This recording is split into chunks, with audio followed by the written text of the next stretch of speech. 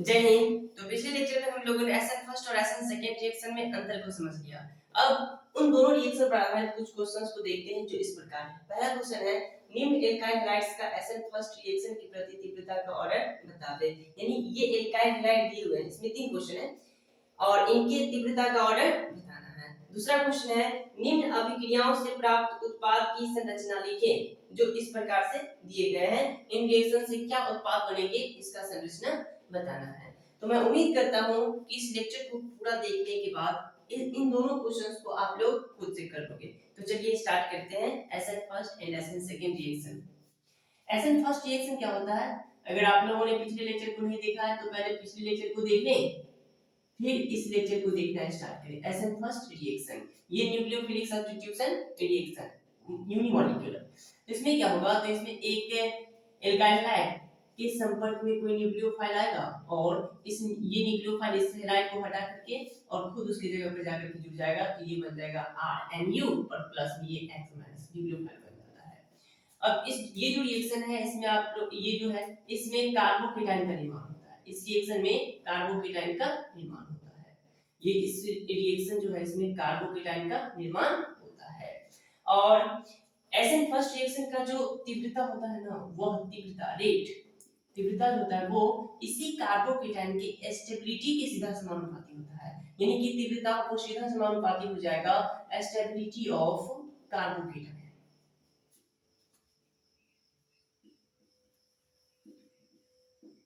तीव्रता की सीधा समानुपाती हो जाएगा। तीव्रता जो है वो स्टेबिलिटी ऑफ कार्बोकेटाइन की सीधा समानुपाती हो जाएगा। तो हम लोग स्टेबिलिटी ऑफ कार्बोकेटाइन को समझ लेंगे तो आसानी से इन क्वेश्चंस का आंसर दे पाएंगे, क्योंकि जैसे ही कार्बोकेटाइन बन जाएगा तो उसका स्टेबल जो ज्यादा स्टेबल कार्बोकेटाइन होगा उसका तीव्रता ज्यादा होगा। तो देखेंगे स्टेबिलिटी ऑफ कार्बोकेटाइन, इसके बारे में समझते हैं। तो देखिएगा कार्बोकेटाइन जो है ना उसके स्टेबिलिटी के बारे में कल भी मैंने बताया, पिछले लेक्चर में भी मैंने बताया है। जो 3 डिग्री कार्बोकेटाइन वो ज्यादा स्टेबल होता है, उसके बाद 2 डिग्री, उसके बाद 1 डिग्री और उसके बाद हो जाएगा मिथाइल कार्बोकेटाइन।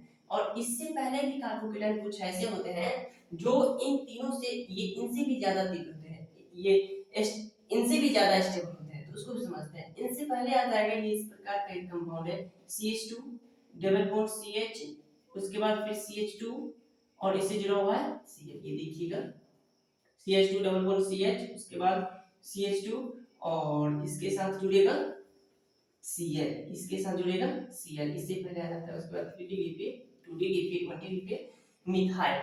अब यहाँ देखोगे यहाँ जो कार्बोकेटाइन बनेगा इस पर जो प्लस चार्ज आ जाएगा, तो ये जो कार्बोकेटाइन है यह रेजोनेंस स्टेबलाइज है। यहाँ रेजोनेंस होगा, अनुनाद होगा। वह कैसे? तो देखिएगा ये पाई बॉन्ड है, ये सिग्मा बॉन्ड और यहाँ पॉजिटिव चार्ज। जैसे ये कंजुगेशन मिल जाए तो रेजोनेंस होगा। रेजोनेंस का कंडीशन समझ लीजिएगा आप लोग। रेजोनेंस होने के लिए ये कंडीशन होना बहुत ही जरूरी है, 100% जरूरी है। इन सब में से कोई एक भी। पाई के बाद सिग्मा बॉन्ड, पाई मतलब डबल बॉन्ड और सिग्मा मतलब सिंगल बॉन्ड। अब इसके बाद यदि फिर से पाई आ जाए या फिर से प्लस चार्ज आ जाए या माइनस चार्ज आ जाए या लॉन पेयर आ जाए, प्लस चार्ज माइनस चार्ज या लॉन पेयर या फिर रेडिकल या एक और कंडीशन है प्लस के बाद सिग्मा या इसके बाद माइनस आ जाए। इन सब में से कोई भी कंडीशन आ जाएगा तो वो रेजोनेंस शो करेगा। तो इसमें देख लो आप लोग ये रेजोनेंस स्टेबलाइज हो गया, क्योंकि इसमें पाई के बाद सिग्मा, सिग्मा के बाद प्लस चार्ज आ रहा है। तो ये रेजोनेंस स्टेबलाइज है, तो ये ज्यादा स्टेबल हो जाएगा। ये जो कार्बोकेटाइन बनेगा ये ज्यादा स्टेबल होगा। उसके बाद 3 डिग्री कार्बोकेटाइन, फिर 2 डिग्री कार्बोकेटाइन, फिर 1 डिग्री कार्बोकेटाइन, उसके बाद मिथाइल। अब इससे भी ज्यादा स्टेबल होता है, बेंजाइल कार्बोकेटाइन। और बेंजाइल कार्बोकेटाइन कुछ इस प्रकार से होता है। ये बेंजीन रिंग और बेंजीन रिंग से जुड़े हुए कार्बन, ये बेंजीन रिंग है, इस कार्बन के साथ CH2 को जोड़ देते हैं और यहाँ पर प्लस चार्ज दे देते हैं। ऐसे समझे कि यहाँ पर C जुड़ा हुआ है, ये C जुड़ा हुआ है और इस पर प्लस चार्ज है। ये कार्बोकेटाइन हो गया। और इसमें आप लोग देख रहे हो कि इसमें भी रेजोनेंस हो रहा है, अनुनाद हो रहा है। इसमें भी देखिएगा ये प्लस सिग्मा और ये पाई। उसके बाद देखो pi sigma pi sigma pi sigma, फिर से देख लिया प्लस सिग्मा सिग्मा और ये, यानी कि इस पूरे कंपाउंड में एकदम मस्त रेजोनेंस हो रहा है। अब जब रेजोनेंस स्टेबलाइज होगा तो वो ज्यादा स्टेबल हो जाएगा, और इसके जो स्ट्रक्चर बनते हैं रेजोनेटिंग स्ट्रक्चर वो 5 बनते हैं, इसके कंडीशन में ज्यादा बनते हैं। तो ये ज्यादा स्टेबल हो जाए, इससे भी एलाइडिक हैलाइड से भी ज्यादा स्टेबल कौन हो जाएगा, तो ये बेंजाइलिक हैलाइड। और बेंजाइलिक हैलाइड बनाएंगे तो ये 3 प्रकार के हो सकते हैं। पहला कंडीशन क्या, तो इसके साथ ये हाइड्रोजन 2 जोड़ दीजिए, या इसी के साथ इस कार्बन के साथ CH3 भी जोड़ सकते हो, इस कार्बन के साथ फिर से एक फिनाइल ग्रुप भी जोड़ सकते हो, तो ये ऑर्डर हो जाएगा इसका। ये एसएन फर्स्ट का ऑर्डर हो गया। उसके बाद हम लोग समझते हैं एसएन सेकंड के बारे में, एसएन सेकंड रिएक्शन के बारे में। तो एसएन सेकंड रिएक्शन जो होता है ना, उसमें इंटरमीडिएट का निर्माण होता है बिल्कुल सेम है, इसमें भी एक एल्काइल हाइड होगा, एक एथाइल हाइड, इसके पास भी एक न्यूक्लियोफाइल आएगा और अटैक करेगा और बना लेगा ये RXX, जब एंड जुड़ जाएगा और प्लस में ये X माइनस। इसका जो स्टीरियोकेमिस्ट्री होता है, स्टीरियोकेमिस्ट्री ऑप्टिकल एक्टिविटी के बारे में मैंने पिछले लेक्चर में बताया, तो उस लेक्चर को भी आप लोग देख लेंगे। तो RX, उसके बाद न्यूक्लियोफाइल आया, इस न्यूक्लियोफाइल को यहां पर से हटा दिया और RNU बन गया, ये बन गया। अब इसमें जो है ना ट्रांजिशन स्टेट का निर्माण होता है, इसमें कार्बोकेटाइन नहीं बल्कि ट्रांजिशन स्टेट का निर्माण होता है।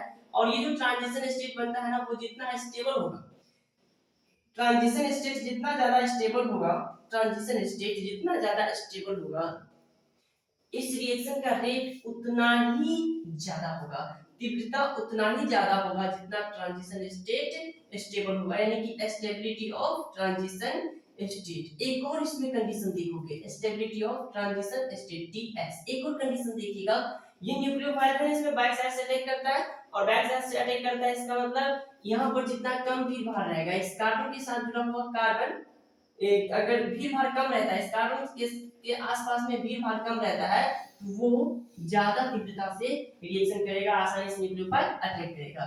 तो ये जो तीव्रता है वो सीधा समानुपाती हो जाएगा स्टेबिलिटी ऑफ ट्रांजिशन स्टेट के, और साथ ही व्युत्क्रमानुपाती हो जाएगा स्टेरिक हिंड्रेंस के। स्टेरिक हिंड्रेंस यानी भीड़ भार, इस कार्बन के नजदीक का भीड़ भार स्टेरिक हिंड्रेंस के व्युत्क्रमानुपाती हो जाएगा, स्टेरिक हिंड्रेंस की व्युत्क्रमानुपाती हो जाएगा, यानी कि यहाँ पर जितना कम स्टेरिक हिंड्रेंस होगा उतना ही ज्यादा स्टेबल हो जाएगा, साथ ही जितना ज्यादा स्टेबल ट्रांजिशन स्टेट होगा उतना ही तीव्रता ज्यादा हो जाएगा इसका।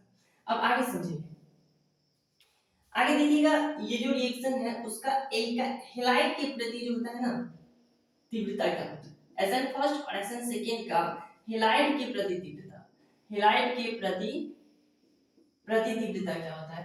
तो एसएन फर्स्ट और एसएन सेकंड दोनों के लिए, एसएन फर्स्ट और एसएन सेकंड दोनों में से किसी के लिए भी ये हैलाइड होता है, उसका तीव्रता कुछ इस प्रकार से होता है। सबसे ज्यादा तीव्र होगा RI, उसके बाद होगा RBr, उसके बाद होगा RCl, और उसके बाद हो जाएगा RF, ये हो जाएगा। तो इसकी तीव्रता के बारे में हम लोगों ने समझ लिया। अब इस तीव्रता पर आधारित इस क्वेश्चन को आप लोग आसानी से कर सकते हो। अब इस रिएक्शन को समझने के लिए कुछ इंपॉर्टेंट टर्म देखते हैं जो कि इजी लिख रहे हैं हम। अब इसमें देख लो, अगर ये एल्काइल हाइड और ये सारे जो रिएजेंट लिखे हुए हैं, ये सारे जो रिएजेंट लिखे हुए हैं, इस रिएजेंट से मिलने वाले न्यूक्लियोफाइल के बारे में समझ ले, तो इस रिएक्शन को हम लोग आसानी से कर सकते हैं, इजीली कर सकते हैं। तो उसी को देखते हैं, एसएन सेकेंड और एसएन फर्स्ट हो, यानी कि जो भी रिएक्शन हो उसमें जो न्यूक्लियोफाइल है, ये न्यूक्लियोफाइल, इस न्यूक्लियोफाइल के बारे में हम समझ लें तो इस रिएक्शन को आसानी से कंप्लीट कर सकते हैं। तो देखिएगा, कौन सा रिएजेंट लेंगे तो कौन सा न्यूक्लियोफाइल बनेगा उसके बारे में हम समझते हैं। एक तरफ ले लेते हैं रिएजेंट और उससे बनने वाले न्यूक्लियोफाइल, दूसरी तरफ एक तरफ रिएजेंट और दूसरी तरफ न्यूक्लियोफाइल। रिएजेंट को देखिएगा, अगर रिएजेंट रहेगा NaOH या KOH, तो इससे बनने वाला न्यूक्लियोफाइल होगा OH-, यानी कि अगर NaOH ले लेते हैं या KOH ले लेते हैं तो इससे निकलने वाला न्यूक्लियोफाइल होगा OH-, और ये कार्बोकेटाइन को या ट्रांजिशन स्टेट को अटैक करेगा, तो प्रोडक्ट बनेगा। दूसरा देखिएगा, दूसरा न्यूक्लियोफाइल कुछ इस प्रकार से है, NaOR, सोडियम एल्कोक्साइड, और इससे न्यूक्लियोफाइल बनेगा OR-। तीसरा देखोगे, तीसरा है NaI, इससे बन जाएगा न्यूक्लियोफाइल I-। चौथा देखोगे आप लोग, उसके बाद है H2O, और इससे बनेगा बड़ा न्यूक्लियोफाइल यही है, सेम H2, ये न्यूक्लियोफाइल है, और ये जो न्यूक्लियोफाइल है या न्यूट्रल न्यूक्लियोफाइल है, इसको बारे में समझिएगा। ये तीनों निगेटिव न्यूक्लियोफाइल है, निगेटिव चार्जेस पर, इसलिए न्यूक्लियोफाइल की तरह वर्क कर रहा है। साथ में ये भी न्यूक्लियोफाइल है, H2 खुद एक न्यूक्लियोफाइल की तरह कार्य करता है, क्योंकि इसमें देख लो ये ऑक्सीजन के बाद पास लोन पेयर है, और लोन पेयर है तो इलेक्ट्रॉन की अधिकता होगी, और ये आसानी से कार्बोकेटाइन को या ट्रांजिशन स्टेट की ओर ये लोन पेयर को डोनेट कर सकता है, तो ये हो जाएगा न्यूक्लियोफाइल। अगला देखिएगा, ये NH3, इसमें भी यहाँ पर लोन पेयर है, तो यही कहलाएगा, सेम कहलाएगा न्यूक्लियोफाइल। और इसमें प्रोडक्ट क्या बनता है, तो इसका जो प्रोडक्ट बनता है वो इसमें से OH माइनस जाकर के जुड़ जाता है, और इसमें से एक हाइड्रोजन हट करके NH2 जुड़ जाता है। इस प्रकार से ये NH2 इसमें से OH आकर के जुड़ जाता है, ये इस प्रकार से कंपाउंड बनता है। अगला देखोगे, आगे आगे लिखेंगे, ये देखिएगा फिर से, अगर रिएजेंट रहे ये RNH2, तो इसका जो प्रोडक्ट बनेगा वो इसमें से एक हाइड्रोजन को हटा देंगे तो बन जाएगा RNH, यानी कि ये जा करके R के साथ, ये ग्रुप पूरा R के साथ जाकर के जुड़ जाएगा। दूसरा देखोगे R और उसके बाद NH फिर R, यानी कि दो R ले लेते हैं, एक H ले लेते हैं, यानी कि 2 डिग्री एमीन है, 2 डिग्री एमीन। तो इसमें भी देखोगे ये लोन पेयर है, ये लोन पेयर न्यूक्लियोफाइल की तरह कार्य करेगा, यहाँ भी लोन पेयर रहेगा, न्यूक्लियोफाइल की तरह कार्य करेगा, तो एक हाइड्रोजन हट करके और ये पूरा समूह जाकर के जुड़ जाएगा। इसमें देखोगे RNR, इसका एक बॉन्ड खाली होगा, ये बॉन्ड कार्बोकेटाइन या ट्रांजिशन स्टेट से जाकर के जुड़ जाएगा, तो ये प्रोडक्ट बनेगा। अगला देखोगे, इसके बाद है AgNO2, AgNO2 का आप लोग ध्यान समझोगे। AgNO2 जो होता है ना, इसका न्यूक्लियोफाइल कुछ इस प्रकार से बनता है, Ag सिंगल बॉन्ड O, उसके बाद N डबल बॉन्ड के साथ O, और इसमें देखोगे ये ऑक्सीजन है, इस ऑक्सीजन के पास लोन पेयर है, ऑक्सीजन के पास लोन पेयर है। अब यहाँ से ये बॉन्ड नहीं टूटने वाला, क्योंकि ये जो बॉन्ड होता है ना, इसमें पार्शियल कोवैलेंट कैरेक्टर होता है। ये Ag और ऑक्सीजन दोनों के बीच में जो बॉन्ड बना हुआ है, इस बॉन्ड में पार्शियल कोवैलेंट कैरेक्टर होता है, जिसके कारण ये बॉन्ड टूटेंगे नहीं और आयन का फॉर्म नहीं करेंगे, आयन फॉर्म नहीं होगा, यानी कि इससे जो न्यूक्लियोफाइल बनेगा वो निगेटिव न्यूक्लियोफाइल नहीं होगा, इससे जो न्यूक्लियोफाइल बन रहा है वो बन रहा है न्यूट्रल न्यूक्लियोफाइल। तो न्यूट्रल न्यूक्लियोफाइल है, तो इसलिए लोन पेयर जा करके R+ या ट्रांजिशन स्टेट को अटैक करेगा, तो ये O- जाकर के अटैक करता है। अगला देखिएगा, अगला है KNO2 में आप लोग समझ सकते हो कि यहाँ पर जो न्यूक्लियोफाइल बनेगा वो बनेगा NO2 और इस पर माइनस चार्ज, और ये K पर प्लस चार्ज आ जाएगा। अगला देखोगे, अगला है LiAlH, और इसमें जो न्यूक्लियोफाइल बनेगा वो बनेगा H- न्यूक्लियोफाइल, तो ये न्यूक्लियोफाइल बन जाएगा। फिर से इसको रिकॉल कर लेते हैं, रिएजेंट है NaOH या KOH, तो OH- न्यूक्लियोफाइल बनेगा। रिएजेंट अगर NaOR है तो OR- बनेगा, NaI है तो यहाँ I- न्यूक्लियोफाइल बन जाएगा, H2O है तो इसमें से H2O न्यूक्लियोफाइल रहेगा, और ये लोन पेयर जाकर के कार्बोकेटाइन से जुड़ेगा, और ये यानी ऑक्सीजन जाकर के कार्बोकेटाइन से जुड़ जाएगा, लोन पेयर डोनेट होगा तो, और यहाँ से जो है जो प्रोडक्ट बनेगा उसमें फाइनल प्रोडक्ट में Cl की जगह पर क्लोरीन की जगह पर, यानी कि जो भी हाइड्रोजन है उसकी जगह पर OH जाकर के जुड़ जाएगा। उसके बाद है NH3, तो NH3 का न्यूक्लियोफाइल तो सेम होगा, ये NH3, लेकिन जो प्रोडक्ट बनेगा उसमें Cl की जगह पर NH2 जुड़ जाएगा। उसी प्रकार से ये देख लियो RNH2, इसमें न्यूक्लियोफाइल तो सेम यही होगा, ये पूरा न्यूक्लियोफाइल है, लेकिन जो प्रोडक्ट बनेगा वो उसमें ये समूह जाकर के जुड़ेगा, एक H हटेगा और R के साथ NH समूह के साथ जुड़ जाएगा, ये कार्बोकेटाइन या ट्रांजिशन स्टेट के साथ जुड़ जाएगा। इसमें देख लो, इसमें से एक H हटेगा और इसका एक बॉन्ड खाली हुआ, तो यही नाइट्रोजन कार्बोकेटाइन या ट्रांजिशन स्टेट से जुड़ जाएगा।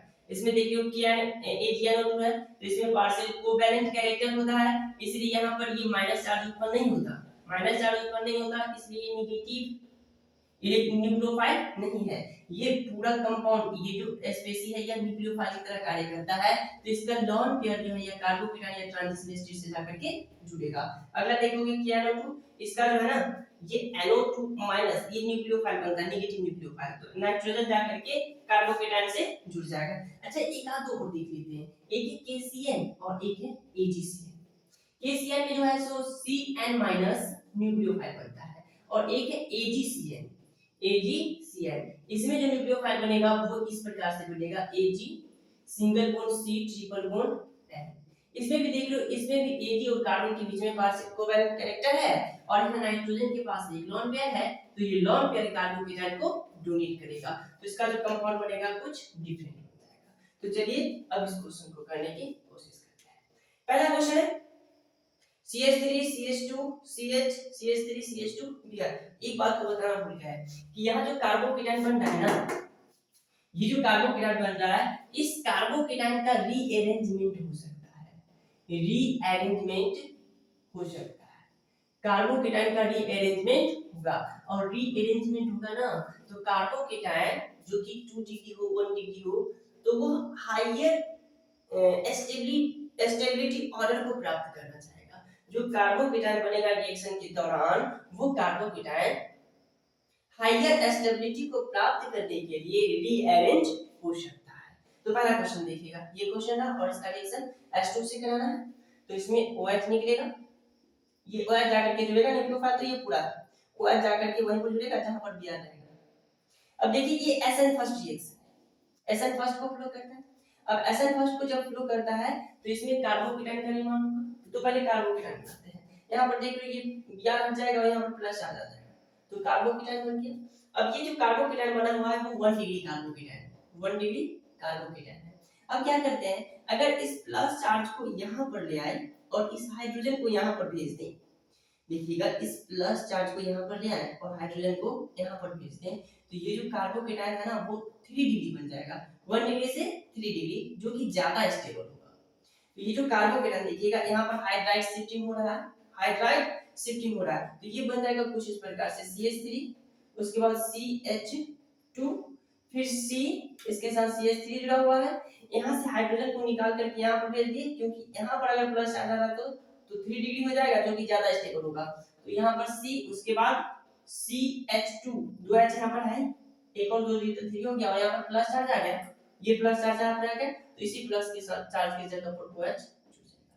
तो ये कंपाउंड का संरचना बन गया, जो कि प्रोडक्ट अपना प्राप्त हो रहा है। अगला देखोगे ये एल्काइल हैलाइड, इसका रिएक्शन NaI से कराते हैं एसीटोन की उपस्थिति में, ये SN से इनको फ्लो करेगा, और इसमें देख लो न्यूक्लियोफाइल बनेगा I-, तो I- क्लोरीन को हटा करके उसकी जगह पर जुड़ जाएगा, तो इसका प्रोडक्ट बनेगा CH3 CH2 CH2, 4 कार्बन है, फिर CH2 और यहाँ पर जुड़ेगा I। और इसी रिएक्शन को हम लोग कहते हैं, अगर आप लोग याद हो तो इसी रिएक्शन को कहते हैं फिंकल-स्टीन रिएक्शन। ये रिएक्शन फिंकल-स्टीन रिएक्शन कहलाता है। अगला देखोगे CH3 CH2Br और जुड़ा हुआ है, इसमें दिया गया KCl, KCl जैसे आ जाए तो इस पर आ जाएगा नेगेटिव चार्ज, और ये नेगेटिव चार्ज KCl है इसलिए इस पर आ गया नेगेटिव चार्ज, और ये कार्बन जो है इस ब्रोमीन को हटा करके इससे जुड़ जाएगा, तो कंपाउंड बन गया CH3 CH2 और यहाँ जुड़ गया Cn। Cn जुड़ता है तो हम लोग बोलते हैं जो कंपाउंड बनता है ना वो नाइट्राइल कंपाउंड बनता है, नाइट्राइल, नाइट्राइल, तो इसका नाम हो जाएगा alkane nitrile, alkane nitrile, alkane nitrile. उसके बाद देखोगे CH3CH5ONA, यहाँ देखो ये जो पूरा ग्रुप है ना ये R है, ये R और उसके साथ O जुड़ा हुआ है, तो ये कहलाएगा NaO, NaOR है तो OR माइनस इसमें न्यूक्लियोफाइल बन जाएगा, ये न्यूक्लियोफाइल इस Cl को हटा करके इसके जगह पर जुड़ जाएगा, तो कंपाउंड जो बन रहा है वो कुछ इस प्रकार से बन रहा है C6, पहले देखो यहाँ पर C2H5 और इसके साथ क्या जुड़ेगा तो OR जुड़ जाएगा, तो पहले O को जोड़ देते हैं और उसके बाद R जो है ना ये C6H5 है, तो C6H5 ये जुड़ गया, तो इसका नाम हो जाएगा इथाइल, ये phenyl ether, ethyl phenyl ether. उसके बाद देखोगे AgNO2 है, और AgNO2 की कंडीशन में आप लोग देख रहे हो कि ये जो न्यूक्लियोफाइल जो होता है वो न्यूट्रल होता है और साथ में ये नेगेटिव चार्ज उत्पन्न नहीं होता, तो ये लॉन पे आकर के डोनेट हो जाता है, तो यहाँ से जो प्रोडक्ट बनेगा कुछ इस प्रकार से बनेगा कि CH3 CH2 और B, Cl यहाँ से हट गया, इससे जुड़ेगा पहले O, ये लॉन पेयर बना, उसके बाद O के साथ है, O के साथ है N, फिर से जुड़ जाएगा यहाँ पर N के साथ डबल बॉन्ड से O जुड़ जाएगा, ये बन गया कंपाउंड। इसको बोलते हैं हम लोग, ये नाइट्राइल है और इसको बोलते हैं हम लोग नाइट्राइट, एल्काइल नाइट्राइट। ये एल्काइल नाइट्राइल, ये नाइट्राइल है, Cl है तो नाइट्राइल जुड़ा हुआ है, ये बन गया NO2 जो ONO जुड़ा रहेगा तो इसको कहेंगे एल्काइल नाइट्राइट। क्या बोलेंगे? नाइट्राइट। अगला देखोगे KNO2 है तो यहाँ पर माइनस आ जाएगा और ये Br को हटा करके खुद ही जुड़ जाएगा तो बन जाएगा CH3 CH2 और यहाँ पर NO2, ये बन गया नाइट्रो एल्केन। ये एल्काइल नाइट्राइट और ये बन गया नाइट्रो। अब अल्केन की जगह पर क्या होगा? दो कार्बन है तो लिखेंगे नाइट्रोइथेन ये बन गया। अगला देखोगे ये NH3 है, इसमें जो न्यूक्लियोफाइल बनेगा वो बनेगा ये न्यूक्लियोफाइल तो ये पूरा रहेगा और जो अटैकिंग ग्रुप होता है वो NH2 होता है। NH2 Cl को हटा करके जुड़ जाएगा तो ये बन जाएगा CH3 CH2 NH2, ये बन गया इथाइल एमीन यानी इथेनामाइड या इथाइल। अब इस पहले क्वेश्चन को देखते हैं। निम्न एल्काइल हाइड्राइड का एसएन फर्स्ट रिएक्शन के प्रति तीव्रता का ऑर्डर बतावे। तो एसएन फर्स्ट और एसएन सेकंड दोनों में से कोई भी तो ये जो एल्काइल हाइड्राइड है ना इसकी तीव्रता का ऑर्डर सेम होता है। सबसे पहले आई का होगा, उसके बाद Br का होगा, आयोडीन का, ब्रोमीन का, उसके बाद क्लोरीन, उसके बाद फ्लोरीन। सबसे आगे पहले आएगा ये अंत में आएगा क्लोरीन का, तो इसमें सबसे पहले आयोडीन आ जाएगा यानी कि B, उसके बाद ब्रोमीन आएगा यानी कि C और उसके बाद A आ जाएगा। तो ये ऑर्डर हो गया B C A। उसके बाद देखोगे A नंबर में ये C6H5CH2 Br जुड़ा हुआ है और ये जो C6H5 होता है इसी को हम लोग ये भी कहते हैं, ये बेंजीन रिंग है, ये बेंजीन रिंग है और इसके साथ CH2 और यहाँ Br जुड़ा हुआ है। Br को हटा देते हैं, यहाँ पर आ जाएगा प्लस चार्ज, तो ये प्लस चार्ज। तो ये जो कार्बोकेटायन बना हुआ है ना ये ब्लैक कार्बोकेटायन है, ये बेंजाइलिक कार्बोकेटायन है और बेंजाइलिक कार्बोकेटायन है तो ये रेजोनेंस शो करेगा। बेंजाइलिक कार्बोकेटायन है तो ये रेजोनेंस शो करेगा और रेजोनेंस के द्वारा स्टेबलाइज है तो यह ज्यादा स्टेबल होगा। और आगे देखते हैं फिर से, इसमें देख लो इसको हटा देंगे, इसमें प्लस चार्ज आ जाएगा। इसमें देख लो एक ही फिनाइल ग्रुप जुड़ा हुआ है, इसमें एक ही फिनाइल ग्रुप है लेकिन यहाँ दो दो फिनाइल ग्रुप है तो ये ज्यादा स्टेबलाइज हो जाएगा, इसकी अपेक्षा ये ज्यादा हो जाएगा क्योंकि इसमें दो फिनाइल ग्रुप जुड़े हुए हैं। अगला देखिएगा इसमें दो फिनाइल ग्रुप जुड़े हुए हैं तो ये दो फिनाइल ग्रुप के कारण रेजोनेंस होगा ही, इसमें सिर्फ दो फिनाइल ग्रुप के कारण रेजोनेंस होता है, अनुनाद होता है और इसके कारण स्टेबल होते हैं। इसमें सिर्फ एक फिनाइल ग्रुप रेजोनेंस होगा तो स्टेबल होगा एक फिनाइल ग्रुप के कारण। इसमें देख लो दो फिनाइल ग्रुप है, साथ ही इसमें ये जो CH3 जुड़ा हुआ है ना ये इलेक्ट्रॉन डोनेट करने का काम करता है और जब पॉजिटिव चार्ज, यहाँ देखो ये Br को हटा देंगे तो पॉजिटिव चार्ज आ जाएगा और जब पॉजिटिव चार्ज को हम इलेक्ट्रॉन डोनेट करेंगे तो वो ज्यादा स्टेबल हो जाएगा। यहाँ देख लो रेजोनेंस के कारण और साथ ही ये इलेक्ट्रॉन डोनेट करने के कारण, इलेक्ट्रॉन डोनेट करने के कारण भी स्टेबल है। इलेक्ट्रॉन डोनेट करने के कारण इसको हम लोग प्लस आई इफेक्ट कहते हैं, प्लस आई इफेक्ट के कारण भी स्टेबलाइज है, प्लस आई और रेजोनेंस दोनों के कारण स्टेबलाइज है तो ये भी ज्यादा स्टेबल हो जाएगा। इसमें देख लो एक ही रेजोनेंस हो रहा है और एक CH3 जुड़ा हुआ है तो रेजोनेंस प्लस में CH3 यानी इलेक्ट्रॉन डोनेट कर रहा है तो सबसे ज्यादा स्टेबल कौन होगा? दो रेजोनेंस प्लस में एक R यानी सबसे ज्यादा स्टेबल हो गया C। उसके बाद देखोगे दो रेजोनेंस वाला ये भी है दो रेजोनेंस, तो दो रेजोनेंस है और इन दोनों में एक एक रेजोनेंस है तो उसके बाद आ जाएगा B नंबर। उसके बाद देखोगे इसमें एक रेजोनेंस, इसमें भी एक रेजोनेंस, इसमें CH3 है जो इलेक्ट्रॉन डोनेट करता है तो ये आ जाएगा D नंबर। उसके बाद ये सिर्फ इसमें एक रेजोनेंस हो रहा है तो अंत में आ जाएगा A, तो इसका ऑर्डर हो जाएगा CBDA। अगला देखोगे ये Cl है, इसको यहां से हटा देते हैं तो ये प्लस चार्ज, यहां से Cl को हटाते हैं तो यहां भी प्लस चार्ज, इस Cl को हटाएंगे तो इस पोजीशन पर प्लस चार्ज, यहां से Cl हटाते हैं तो यहां पर प्लस चार्ज। ये जो कार्बोकेटायन बन रहा है वो 3 डिग्री है, ये जो कार्बोकेटायन बन रहा है वो 2 डिग्री है और ये कार्बोकेटायन जो बन रहा है ना वो 1, ये भी 2 डिग्री है क्योंकि इससे दो कार्बन, देखो एक कार्बन यहाँ एक कार्बन यहाँ, 2 डिग्री कार्बोकेटायन और यहाँ जो कार्बोकेटायन बन रहा है वो 1 डिग्री है। तो आप लोग देख सकते हो कि जो कार्बोकेटायन है वो SN फर्स्ट का ऑर्डर देख रहे हैं तो SN फर्स्ट में जो ऑर्डर होता है वो 3 डिग्री 2 डिग्री 1 डिग्री उसके बाद मिथाइल, तो देखना है कि कौन 3 डिग्री 2 डिग्री 1 डिग्री है। आप लोग देख लो ये 3 डिग्री है तो ऑर्डर अगर लिखना चाहे तो सबसे पहले आ जाएगा A, सबसे पहले A आ जाएगा। उसके बाद देखोगे 2 डिग्री वाला 2 है, अब इसको कैसे पहचाने कि कौन पहले जाएगा? 2 यहाँ पर है, अब 2 डिग्री है तो इन दोनों को पहचानने के लिए हम लोग एक अलग से कांसेप्ट का प्रयोग करते हैं जिसको कहते हैं हाइपर कंजुगेशन।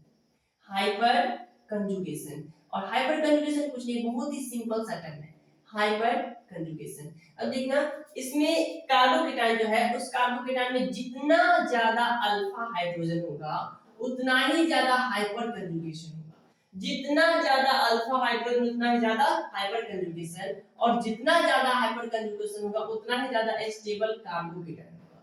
जितना ज्यादा अल्फा हाइड्रोजन उतना ज्यादा हाइपर कंजुगेशन, और जितना ज्यादा हाइपर कंजुगेशन उतना ज्यादा स्टेबल कार्बोकेटाइन। तो इसमें देखोगे अल्फा हाइड्रोजन क्या, देखिएगा ये प्लस वाला कार्बन, और इस कार्बन से जुड़े हुए कार्बन को कहते हैं अल्फा कार्बन, तो ये दो हो जाएगा इसमें अल्फा कार्बन, और इन दोनों कार्बन से जितना हाइड्रोजन जुड़ा रहेगा उसे कहेंगे अल्फा हाइड्रोजन। तो इसमें देखो इस कार्बन का दो बॉन्ड खाली, इधर कंप्लीट, इधर दो खाली है, इसका मतलब दो हाइड्रोजन है, और यहाँ भी कार्बन का दो बॉन्ड खाली, तो दो हाइड्रोजन है, यानी कि यहाँ पर चार अल्फा है, चार, यहाँ चार अल्फा हाइड्रोजन। इसमें देखोगे यहाँ पर तीन बॉन्ड खाली, ये प्लस चार, तो ये अल्फा हाइड्रोजन, ये भी अल्फा हाइड्रोजन, यहाँ तीन अल्फा हाइड्रोजन, यहाँ दो अल्फा हाइड्रोजन, तो टोटल यहाँ पांच अल्फा हाइड्रोजन। अब इसमें पांच है और इसमें चार, इसलिए सी ज्यादा स्टेबल हो जाएगा। तो ए के बाद आ गया सी, उसके बाद आ जाएगा बी, और अंत में आ जाएगा 1 डिग्री जो कि है, तो ये हो गया पहला का ऑर्डर हो गया बी सी ए, दूसरा का ऑर्डर हो गया C B D A, C B D A, और तीसरा का ऑर्डर हो गया ए सी बी डी। तो उम्मीद करते हैं कि ये लेक्चर आप लोगों को पसंद आया होगा, साथ ही ये सारा क्वेश्चन भी समझ में आ गया होगा। तो मिलते हैं अगले लेक्चर में एक बेहतर कंसेप्ट के साथ, तब तक